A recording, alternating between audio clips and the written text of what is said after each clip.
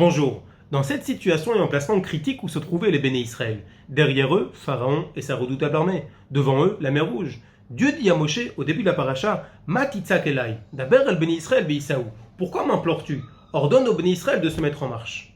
Rachi sur place écrit que d'ici on apprend que Moshe était en train de prier à Kadosh Baruch Hu. Et Hachem lui dit que ce n'est pas le moment d'allonger sa prière lorsque les béné Israël se trouvent dans une situation si critique. Ceci est étonnant. A priori, Dieu aurait dû dire à Moshe directement quoi faire. Ordonne au béné Israël de se mettre en marche, lève ton bâton, etc. Pourquoi il fallait lui dire une telle préface? Pourquoi m'implores-tu?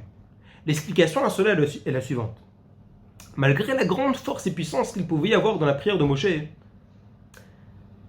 lorsqu'il s'agit de sauver le peuple juif, il aurait dû arrêter sa prière. Car pour le sauvetage du peuple juif, il faut pouvoir se donner complètement.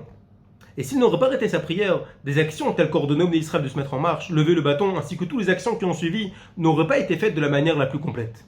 C'est pour cela que lorsqu'arrive un moment où il faut sauver un juif, l'importance de le sauver prend une telle ampleur que non seulement que pour le sauver, il est permis de s'interrompre en pleine prière, mais on te le reproche même si tu ne le fais pas. Ma titzak elai, pourquoi m'implores-tu? On peut tirer un enseignement pour nous de cela. Car si originellement cette phrase-là était destinée à Moshe Rabbeinu, à plus forte raison pour nous, chaque individu du peuple juif,